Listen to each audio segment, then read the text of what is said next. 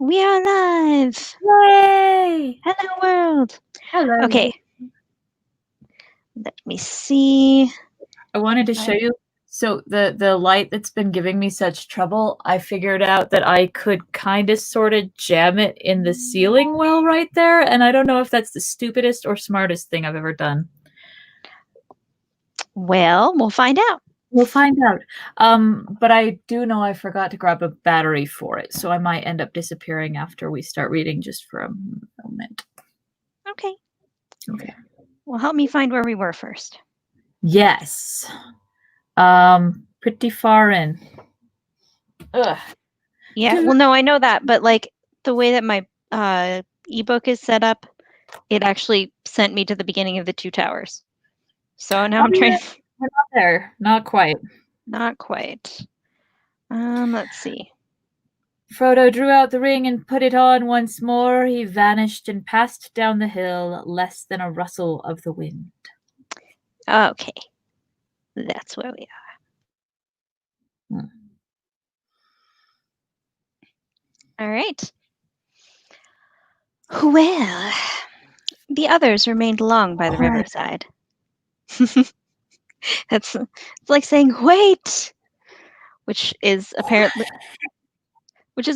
the Middle English version of "yo, check it out."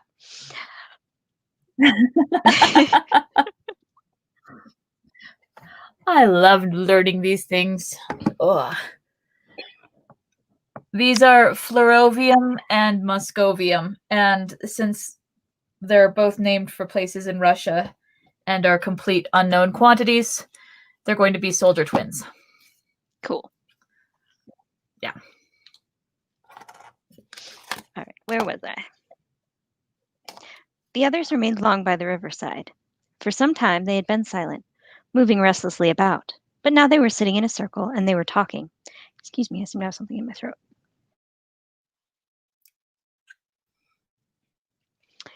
They were talking. Every now and again they made efforts to speak of other things, of their long road and many adventures.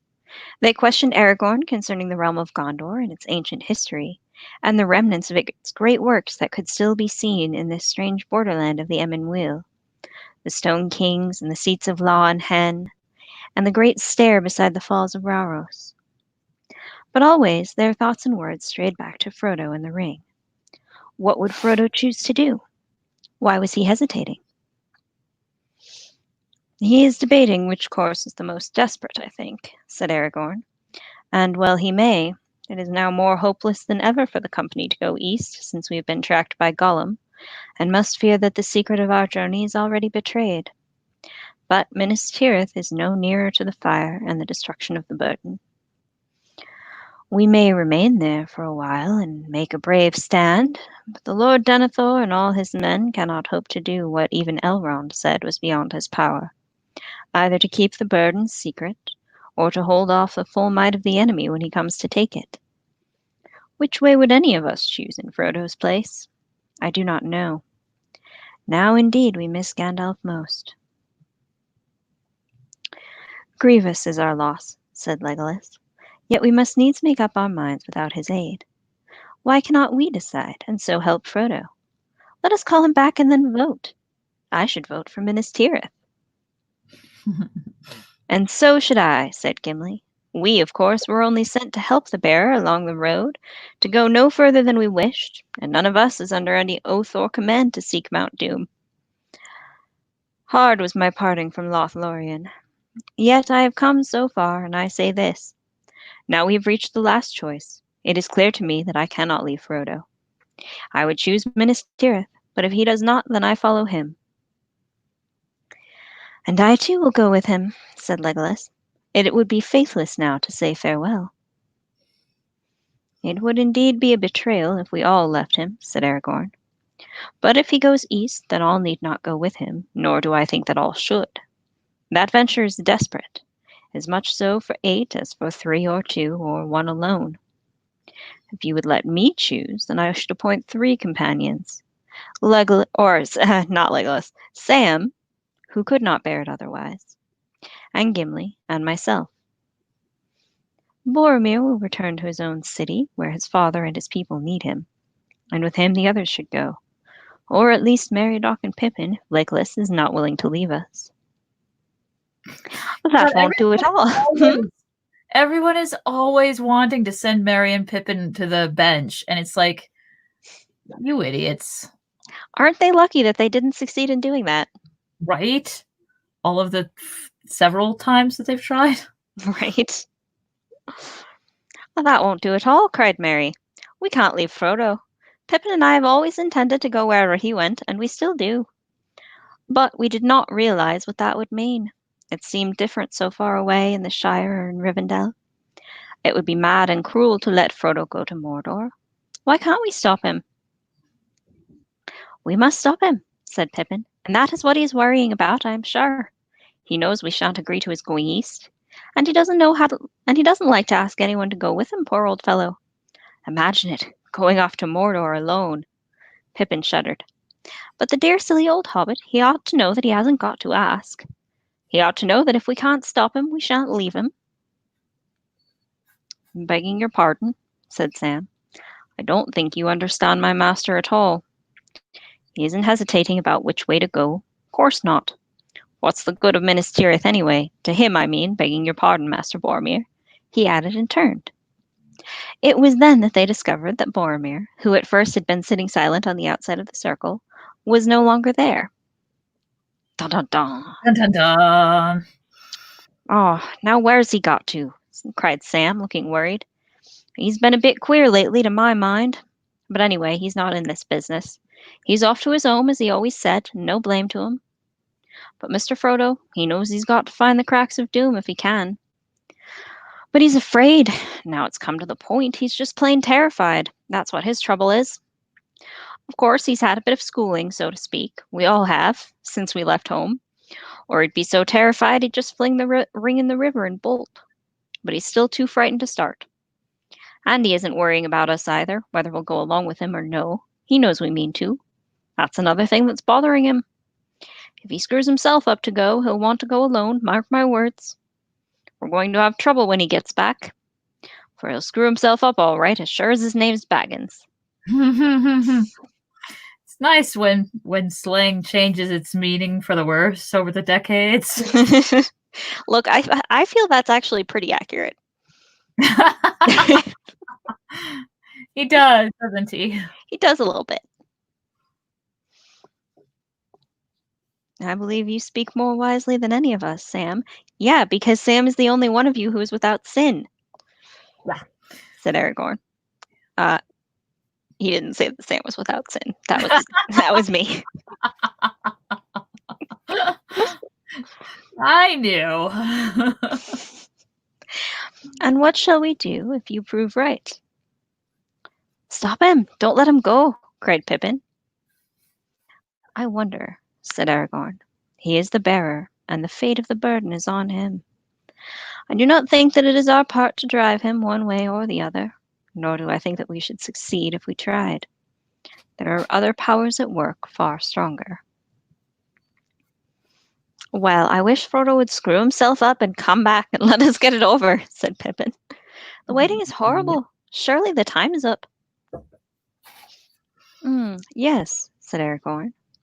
The hour is long past. The morning is wearing away. We must call for him. At that moment, Boromir reappeared. He came out from the trees and walked towards them without speaking. His face looked grim and sad. He paused as if counting those that were present, and then sat down aloof with his eyes on the ground. Where have you been, Boromir? Asked Aragorn. Have you seen Frodo? Boromir hesitated for a second. Yes and no, he answered slowly. No, just yes. Just yes. You have seen Frodo. Yes, I found him some way up the hill, and I spoke to him. I urged him to come to Minas Tirith and not to go east. I grew angry, and he left me. He vanished. I have never seen such a thing happen before, though I have heard of it in tales. He must have put the ring on. I could not find him again. I thought he would return to you. Is that all that you have to say? Said Aragorn, looking hard and not too kindly at Boromir. Yes, he answered. I will say no more yet. Bro, come on. Own up to yourself. Fake booking, really? Come on. This is bad, cried Sam, jumping up. I don't know what this man has been up to. Why should Mr. Frodo put the thing on? He didn't ought to have. And if he has, goodness knows what may have happened.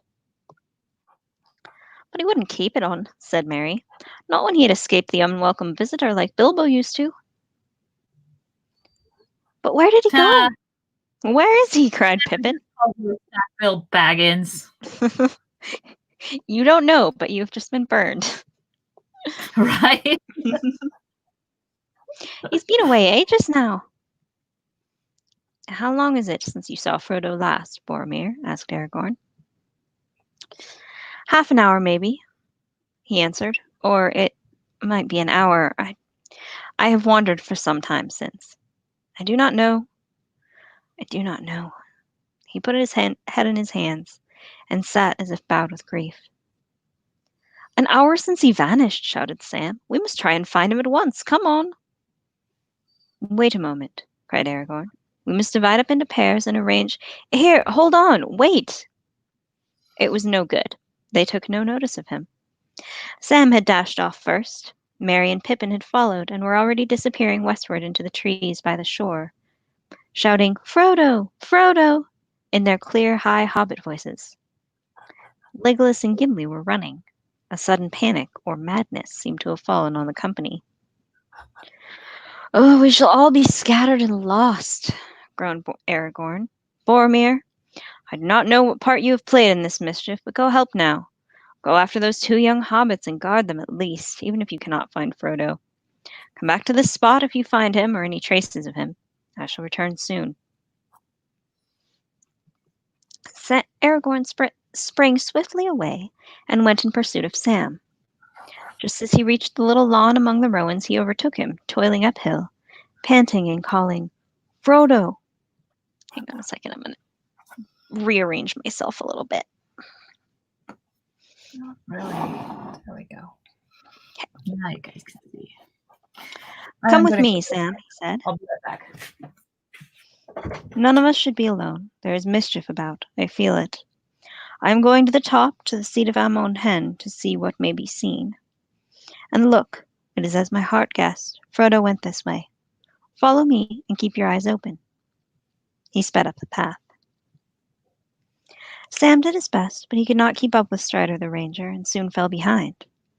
He had not gone far before Aragorn was out of sight ahead.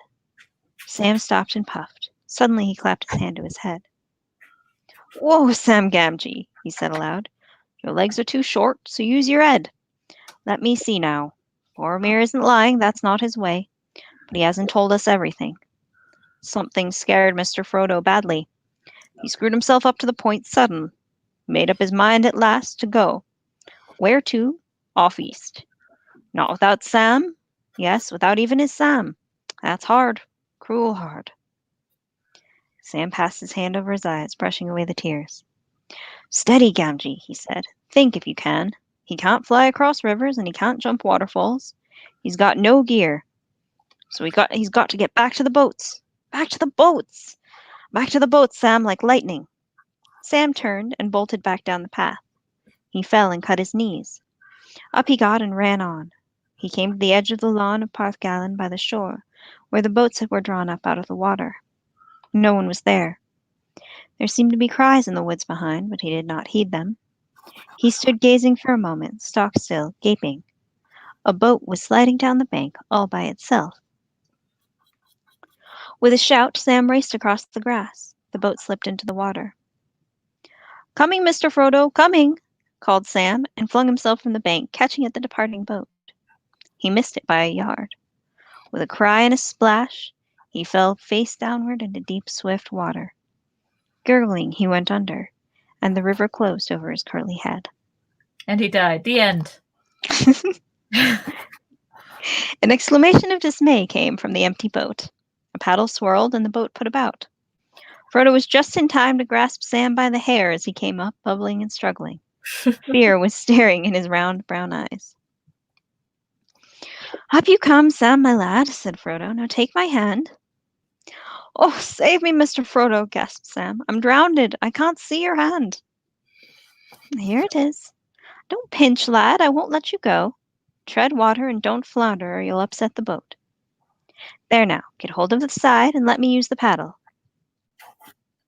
With a few strokes, Frodo brought the boat back to the bank, and Sam was able to scramble out, wet as a water rat. Frodo took off the ring and stepped ashore again. Of all the confounded nuisances, you are the worst, Sam, he said. Oh, Mr. Frodo, that's hard, said Sam, shivering. That's hard, trying to go without me and all. If I hadn't guessed right, where would you be now? Safely on my way. Safely, said Sam, all alone and without me to help you. I couldn't have borne it. It'd have been the death of me. It would be the death of you to come with me, Sam, said Frodo, and I could not have borne that. Not as certain as being left behind, said Sam. But I am going to Mordor. Going to Mordor. Going to Mordor together.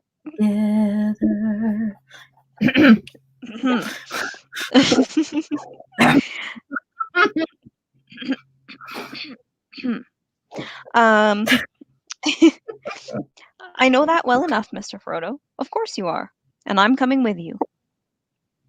Now, Sam, said Frodo, don't hinder me.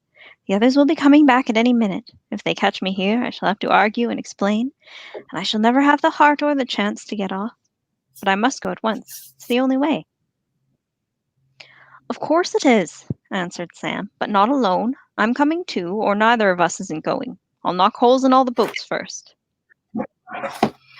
Frodo actually laughed. A sudden warmth and gladness touched his heart. Leave one, he said. We'll need it. But you can't come like this without your gear or food or anything. Just hold on a moment and I'll get my stuff, cried Sam eagerly. It's all ready. I thought we should be off today. He rushed to the camping place, fished out his pack from the pile where Frodo had laid it when he emptied the boat of his companion's goods, grabbed a spare blanket and some extra packages of food, and ran back. So all my plan is spoilt, said Frodo. It is no good trying to escape you. But I'm glad, Sam. I cannot tell you how glad. Come along. It is plain we were meant to go together. We will go, and may the others find a safe road. Strider will look after them. I don't suppose we shall see them again. Yet we may, Mr. Frodo. We may, said Sam. And that right there is why Frodo needs Sam. Right? In a single exchange, we have the entire relationship outlined. Mm-hmm. So Frodo and Sam set off on the last stage of the quest together. Frodo paddled away from the shore, and the river bore them swiftly away, down the western arm, past the frowning cliffs of Tol Brandir. The roar of the great falls drew nearer. Even with such help as Sam could give, it was hard work to pass across the current at the southward end of the island and drive the boat eastward towards the far shore. At length, they came to land again upon the southern slopes of Amon Lâ. There they found a shelving shore, and they drew the boat out high above the water, and hid it as well as they could behind a great boulder. Then, shouldering their burdens, they set off, seeking a path that would bring them over the grey hills of the Emyn Muil and down into the land of shadow. And that is the end of the Fellowship of the Ring. What a fabulously terrible place to leave it. Can you imagine being in that first generation of people who found it? Oh my God. You bastard! But but what's happening? Right? I'm glad they changed to where the movie ended. I think that was a good decision. Because like the departure of Boromir and like all of that stuff is a natural part of the first of like this story. Yeah. You gotta wrap that up. You couldn't put that in the second movie and be like, why was Boromir only in the second movie for 5 minutes? Like, what the fuck? Right? Yeah, it needed to be there. And it finishes his arc up nicely. But I mean, obviously he didn't write it as 3 books. He wrote it as one huge book. And they were like, no, we can't do it. So he was like, okay, fine. Chop, chop at random. That's really the only explanation is the at random part. Yeah. Yeah, whatever. I mean, yeah. If you say so. Well, shall we? Bitch. Duets! I love Two Towers. The Two Towers, being the second part of The Lord of the Rings. Woohoo! Book 3. Chapter 1. The Departure of Boromir. Yeah, that. Aragorn sped on up the hill. Every now and again he bent to the ground. Hobbits go light, and their footprints are not easy even for a ranger to read. But not far from the top a spring crossed the path, and in the wet earth he saw what he was seeking. I read the signs aright, he said to himself. Frodo ran to the hilltop. I wonder what he saw there. But he returned by the same way and went down the hill again. Aragorn hesitated. He desired to go to the high seat himself, hoping to see there something that would guide him in his perplexities. But time was pressing.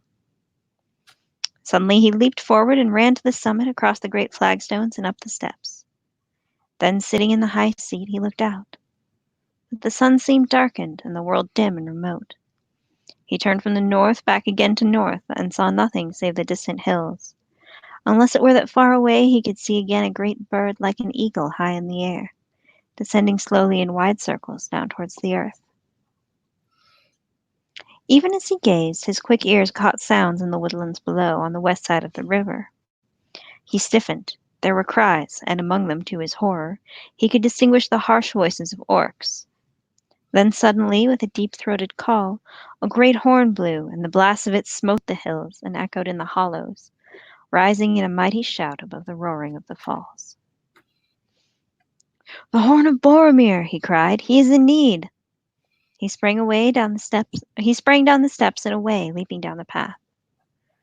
Alas, an ill fate is on me this day, and all that I do goes amiss. I don't have a teacup.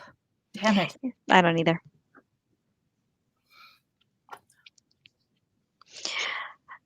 Where is Sam? As he ran, the cries came louder, but fainter now, and desperately the horn was blowing. Fierce and shrill rose the yells of the orcs, and suddenly the horn calls ceased. Aragorn raced down the last slope, but before he could reach the hill's foot, the sounds died away, and as he turned to the left and ran towards them, they retreated, until at last he could hear them no more. Drawing his bright sword and crying, "Elendil! Elendil!" he crashed through the trees. "Grandpa! Grandpa!"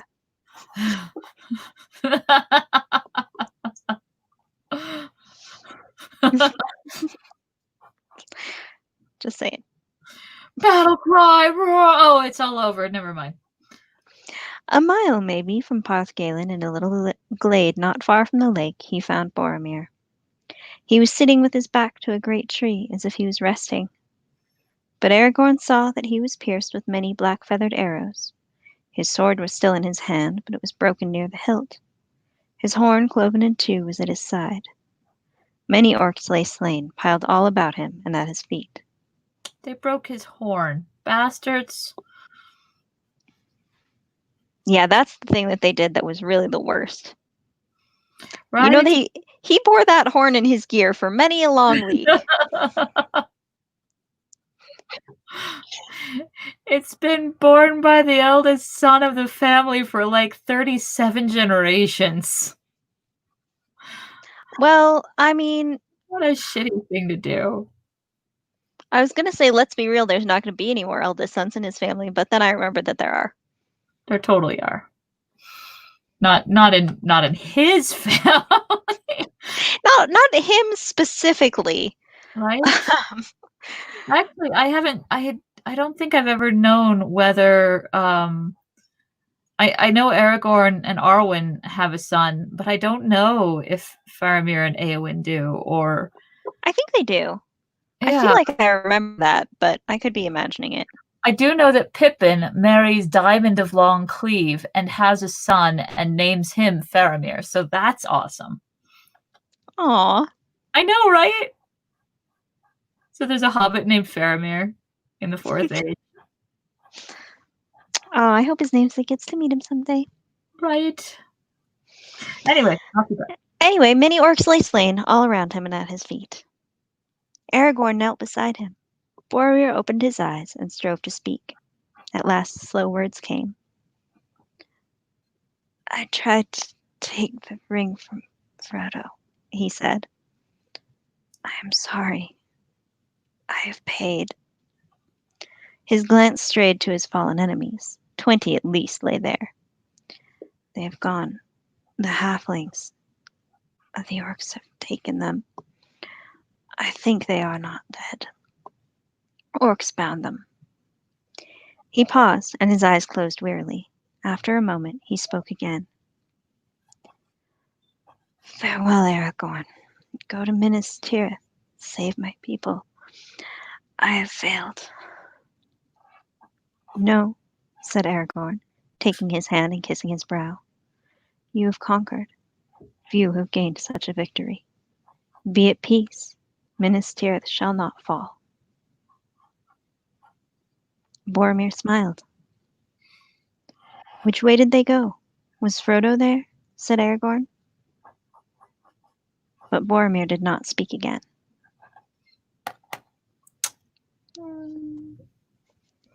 Sad. Also infuriating because that's a shitty death scene. The one in the movie is so much better. It's so much better. Oh my god. This one's a lot more, I don't know, real, I suppose. It's realistic, but I really prefer that his last words are, I would have gone with you to the end, my brother, my captain, my king, Right? rather than I have failed. Yeah, no, it's beautiful. And Sean Bean is so good. He dies better than anybody. He's had a lot of practice. Right?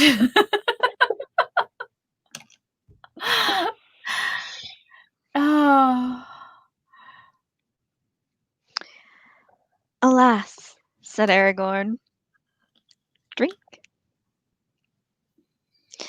Thus passes the heir of Denethor, the lord of the Tower of the Guard. This is a bitter end. Now the company is all in ruin. It is I who have failed. Vain was Gandalf's trust in me. What shall I do now? Boromir has laid it on me to go to Minas Tirith, and my heart desires it. But where are the ring and the bearer? How shall I find them and save the quest from disaster? Yeah, see, good thing it's not actually laid on you to save the quest from disaster. I mean, you know. It's actually on Sam. It's fine. Sam's up to it. Sam's totally up to it.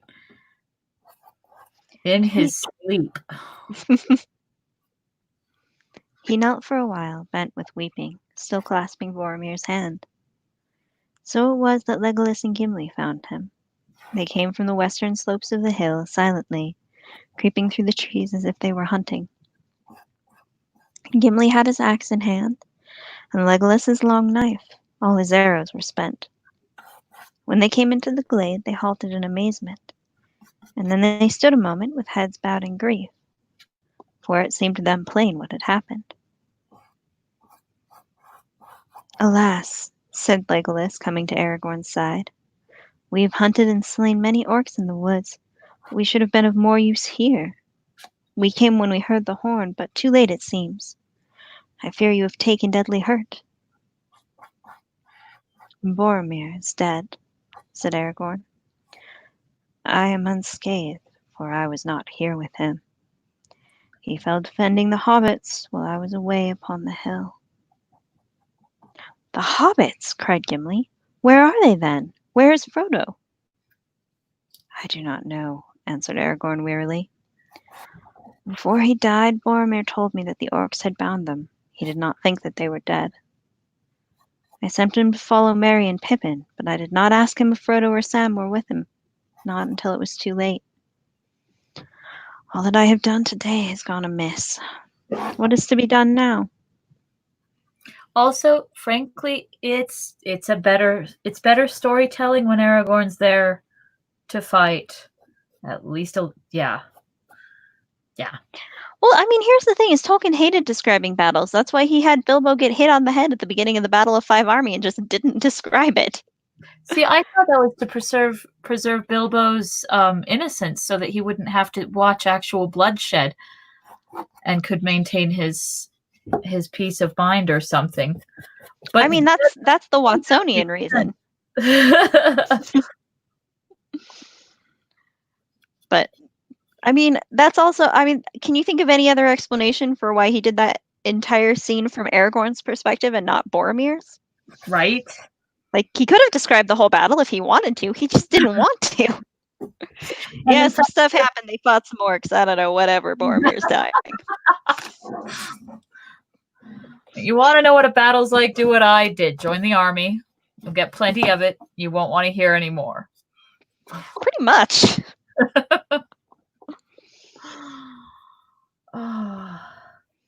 First we must tend the fallen, said Legolas. We cannot leave him lying like carrion among these foul orcs. But we must be swift, said Gimli. He would not wish us to linger. We must follow the orcs if there is any hope that any of our company are living prisoners. But we do not know whether the ring-bearer is with them or not, said Aragorn. Are we to abandon him? Must we not seek him first? An evil choice is now before us. Then let us do first what we must do, said Legolas. We have not the time or the tools to bury our comrade fitly or to raise a mound over him. A cairn we might build. The labor would be hard and long. There are no stones that we could use nearer than the waterside, said Gimli. Then let us lay him in a boat with his weapons, and the weapons of his vanquished foes, said Aragorn. We will send him to the falls of Rauros and give him to Anduin. The river of Gondor will take care, at least, that no evil creature dishonors his bones. Quickly, they searched the bodies of the orcs, gathering their swords and cloven helms and shields into a heap. You know, that's like nice, but also you really could have saved some time if you just put him in the boat by himself. Yeah. I'm just saying, that's a lot to carry. Like, that shit is not light. No, it is not. And orcs do not make lightweight armor, even if armor, period, wasn't super heavy. I do like it, though. I know it's fiddly, and a lot of readers wish he'd leave it out, but I love it that we hear them discussing, like, okay, our friend is dead. Logistically, how do we deal with this? Yeah, I like that. What kind? So we need to throw him a funeral. It needs to be short. Here are our materials. Like, I mean, I think that because otherwise, what would you assume, that they just left his body there, which is a shitty thing to do? Like, of course they wouldn't do that, right? And yeah, they're doing exactly the right thing, and we get to be there for it. Oh, goodness. Okay, so they gathered like all 20 of the swords and helms and shields into a heap. Also, they're not going to fit those in the boat. I'm just saying, they're small boats. That's a lot of swords. Right? Shit. Anyway, I didn't plan this funeral. See, cried Aragorn. Here we find tokens. He picked out from the pile of grim weapons 2 knives, leaf-bladed, damasked in gold and red. And searching further, he found also the sheaths, black, set with small red gems. No orc tools these, he said. They were borne by the hobbits. Doubtless the orcs despoiled them, but feared to keep the knives, knowing them for what they are, work of Westerness, wound about with spells for the bane of Mordor. Well, now if they still live, our friends are weaponless. I will take these things, hoping against hope to give them back. Can I just briefly mention that despoiled is a word that has changed its meaning a lot since Tolkien's time? It's a bit like thrust, really. Indeed. Indeed. I've never heard that used anywhere else to mean they took their stuff.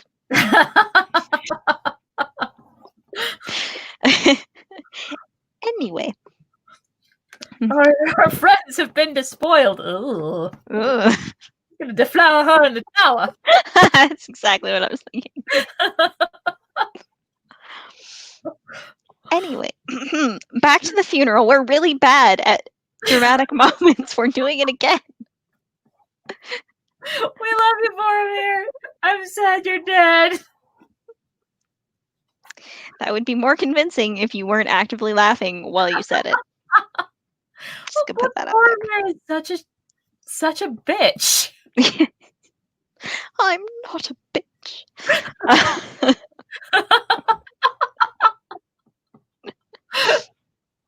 Pippin, are you going to bring me more lemon, or do I have to squeeze it from my hat?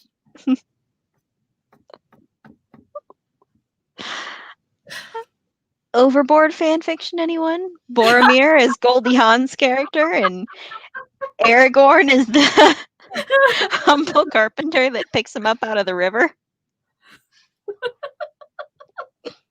65,000 words, slow burn. I'm not writing that. No, by the way. Don't ever. Anyway, funeral, sadness.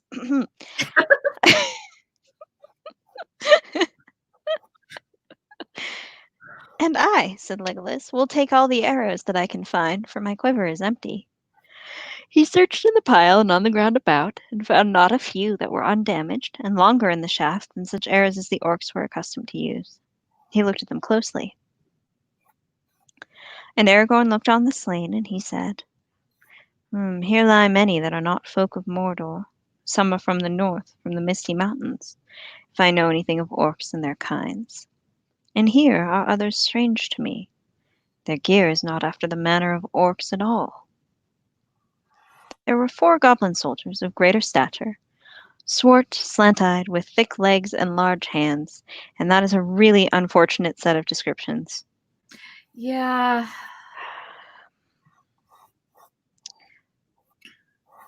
Anyway. Captain is pale-skinned with square brows and, I don't know, hooked noses if you want to. No, hooked noses is also racist. Is it? Yeah, it's an anti-Semitic caricature. Yeah, but Scandinavian people have hooked noses too. Yeah, but if you say hooked noses, people don't think Scandinavian. They think you hate Jewish people. Can the racists just go away for a few generations so the rest of us can innocently describe other people's features without sounding like complete assholes? I would love that, but they seem unwilling to do so. Yeah, well, they tend to be anti-maskers, so maybe the problem will solve itself. If only that was how it worked. I mean, it's not how it works, but inexplicably somehow, who hasn't gotten fucking sick yet. Yeah, and good people keep getting sick, and that is not that is too high a price to pay already. So yeah, and the people who are hit really hard aren't the people that you would want to be hit hard. Like, rich people aren't really dying. No. It's people who can't afford to stay home from work and can't afford to go to the doctor and can't take sick time and are already sick because poverty is its own form of chronic illness. And anyways, back to the funeral. We wish we could, and we love all of you, and we wish we could fix it. Yeah. Funeral time. Funeral time. Back to the more cheerful topic, which is the funeral. We put the fun back into it. Yes, we do. So we're just going to pretend that description of the Uruk-hai was not racist and move on. Yeah. They were. Hang on. There were 4 goblin soldiers of greater stature, pale-skinned, large, bulbous-eyed, with thick legs and large hands. There we go. There we go. Nice. They were armed with short, broad-bladed swords, not with the curved scimitars usual to orcs. And they had bows of yew in length and shape. Yew. Me? I was thinking ew. Ew. In length and shape like the bows of men. Upon their shields they bore a strange device, a small white hand in the center of a black field. On the front of their iron helms was set an S rune, wrought of some white metal. I have not seen these tokens before, said Aragorn. What do they mean? The S is for Sauron, said Gimli. That is easy to read. Nay, said Legolas. Mm. Sauron does not use the elf runes. Neither does Except he use... ring. Hmm? Except on his ring. Oh, he doesn't use the Kirith. He uses the Tengwar. Okay. Yeah. Because I'm a nerd. No, I was with you though. I didn't know the right word for the Kirith, but I was going to say no. He doesn't use the runes. He uses the script. Right. Anyway, let's see.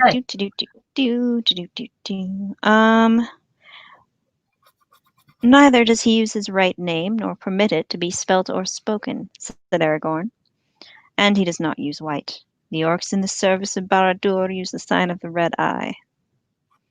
He stood for a moment in thought. S is for Saruman, I guess, he said at length. There is evil afoot in Isengard, and the west is no longer safe. It is as Gandalf feared. By some means the traitor Saruman has had news of our journey. It is likely, too, that he knows of Gandalf's fall. Pursuers from Moria may have escaped the vigilance of Lorien, or they may have avoided that land and come to Isengard by other paths. Orcs travel fast. But Saruman has many ways of learning news. Do you remember the birds? Well, we have no time to ponder riddles, said Gimli. I don't care, bro. Let us bear Boromir away. We can talk about this when we're not standing in front of a body. Yes. Saruman birds. Yeah, got it. Let's go. But after that, we must guess the riddles if we are to choose our course rightly, answered Aragorn. Maybe there is no right choice, said Gimli. Cheerful. That's exactly the word that just popped into my mind. Taking his axe, the dwarf now cut several branches. These they lashed together with bowstrings and spread their cloaks upon the frame. Upon this rough bier they carried the body of their companion to the shore, together with such trophies of his last battle as they chose to send forth with him. See, not all of them. Smart. It was only a short way, yet they found it no easy task, for Boromir was a man both tall and strong. Boromir was a man, or maybe he was a dragon. I don't know why that just popped into my head.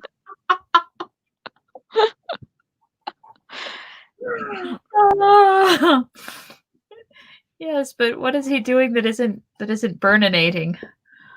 Betrayinating the countryside. Betrayinating the hobbits. Betrayinating all the people in their big stone city town.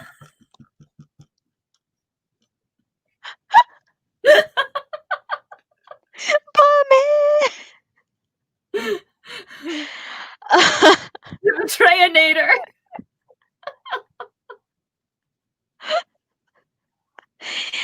God, it's a good thing that there aren't too many Boromir stands in the world, because we would be yelled at so much right now. He didn't betray anyone. It wasn't his fault. He was corrupted by the ring. Yeah, we know, everybody. We love him too.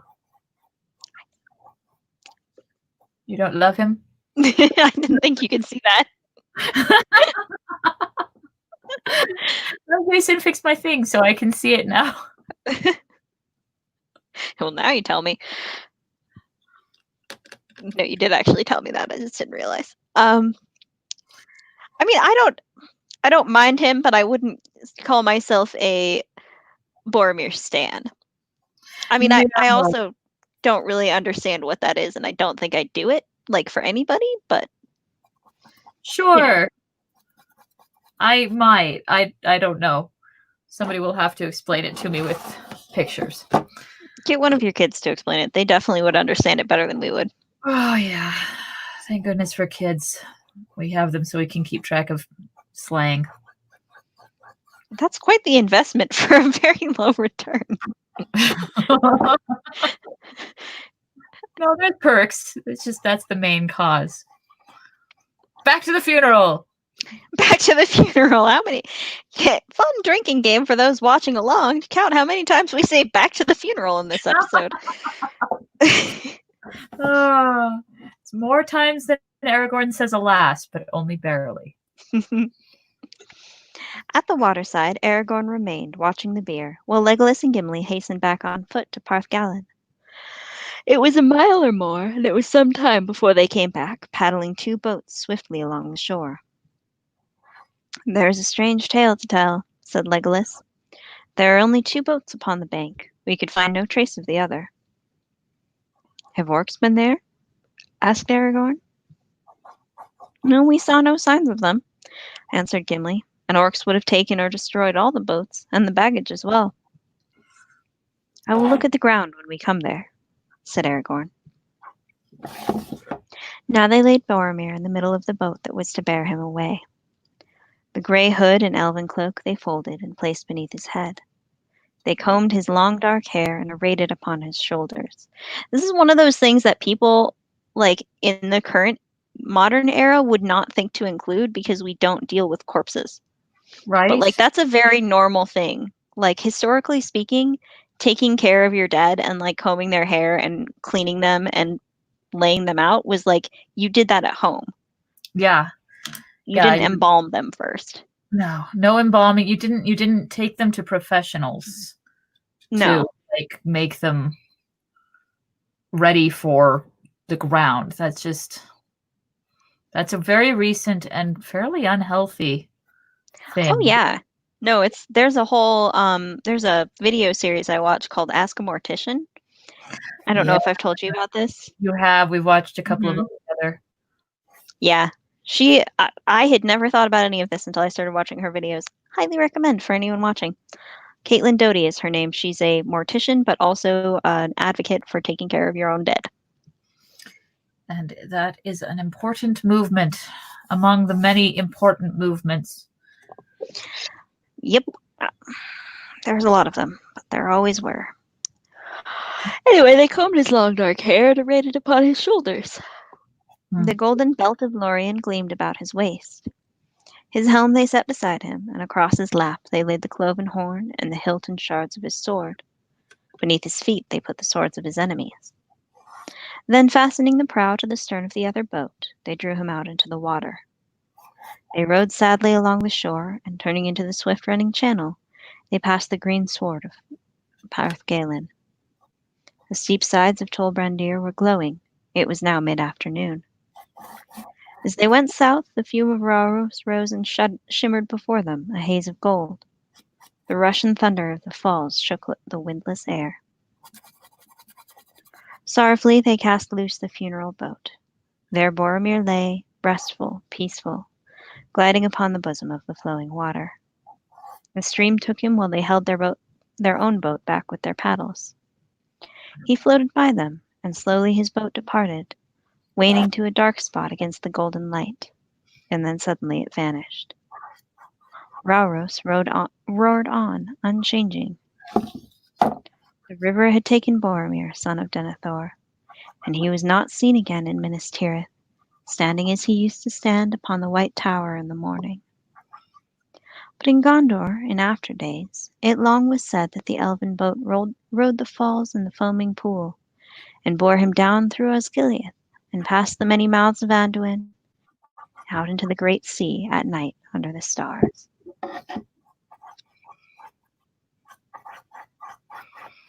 It's a pretty badass myth to build up about their favorite son. Mm-hmm. It's a pretty badass way to go. Kind of pointless. What? And then what? The boat went out into the ocean, and that's it. Now it's a boat in the ocean. Mm-hmm. Like much more dignified than a boat in the river. Well, it's much more dignified than the boat turned over in the falls. His corpse fell out, got beaten him on the rocks, and then fish ate him. You know? Yes, you're right. I do prefer the out into the ocean and then do not ask any further questions.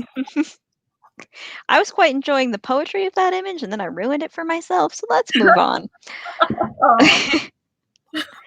For a while, the 3 companions remained silent, gazing after him. Then Aragorn spoke. "They will look for him from the White Tower," he said. but he will not return from mountain or from sea. Then slowly he began to sing. Through Rohan, over fen and field, where the long grass grows, the west wind comes walking, and about the walls it goes.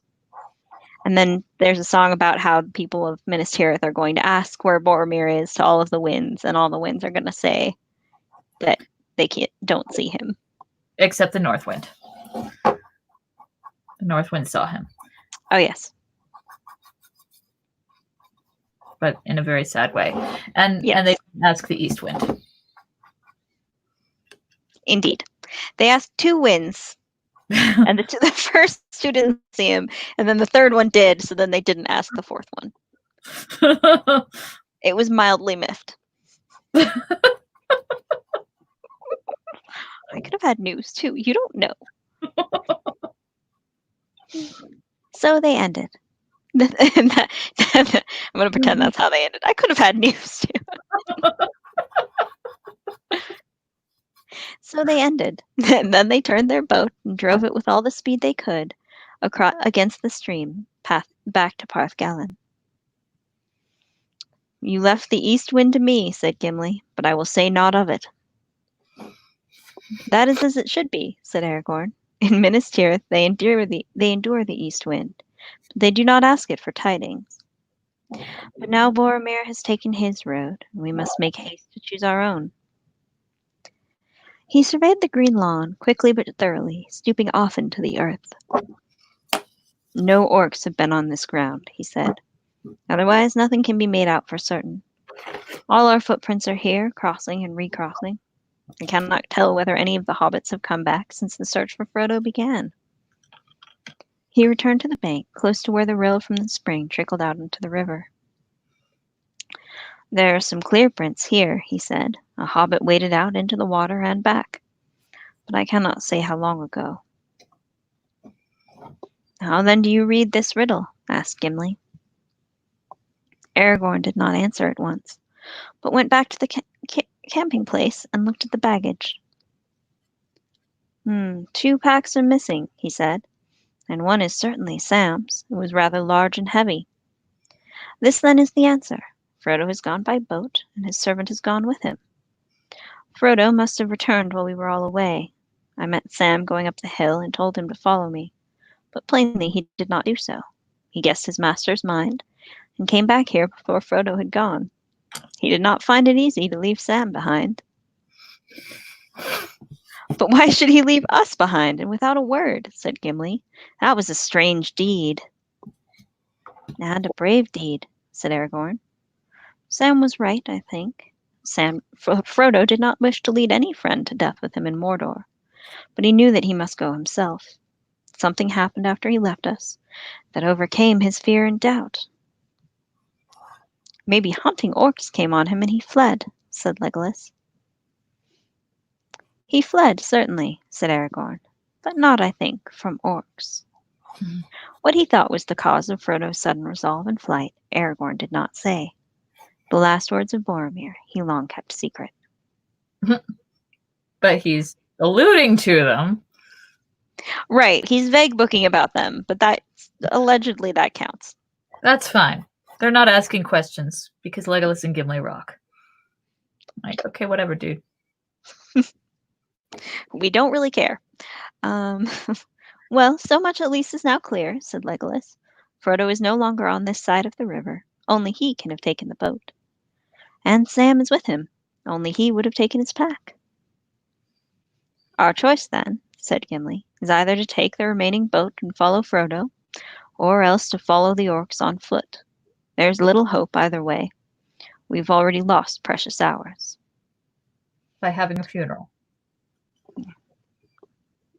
Let me think, said Aragorn. And now... Oh, sorry, 1 second. And now may I make a right choice and change the evil fate of this unhappy day. He stood silent for a moment. I will follow the orcs, he said at last. I would have guided Frodo to Mordor and gone with him to the end. But if I seek him now in the wilderness, I must abandon the captives to torment and death. My heart speaks clearly at last. The fate of the bearer is in my hands no longer. The company has played its part. Yet we that remain cannot forsake our companions while we have strength left. Come, we will go now. Leave all that can be spared behind. We will press on by day and dark.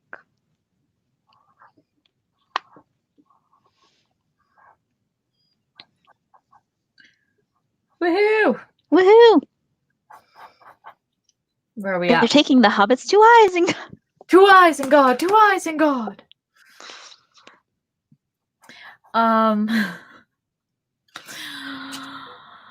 Yeah. Yeah. Yeah. That entire sequence was more powerful in the movie because you got to see Aragorn and Merry and Pippin let Frodo go, like give him their blessing silently while they cover his back. And I don't know, I like that better. I do. Tolkien was a little bit more realism and a little less emotional resonance. Exactly. Which is why I read the books every year and I watch the movies every year because neither one is a substitute for the other. Yeah. There are some places where the book is infinitely more satisfying. The entire second half of Return of the King comes to mind. Well, now. Yeah. Oh, well, I am going to go to bed because I have had a very long day. Check, check. I will take my Russian soldiers' Florovium and Moscovium and see if I can make them into glowing cyberpunk masked knights because that's what we're doing. Because that's cool? Yeah. The light work, yeah? Yes.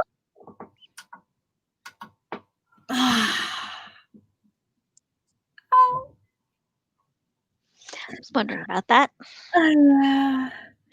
Don't you hate that thing where you reach up really hard and you like kink up this muscle and it just goes yeah. and you're like, oh God, why? That Charlie horse thing. I don't get that as much because all of the whatever is damaged all the way around here means that I tend to favor it. But I got some salve last week and that helped enough to make it so that I don't favor it as much and then I just end up twinging it more. Yeah.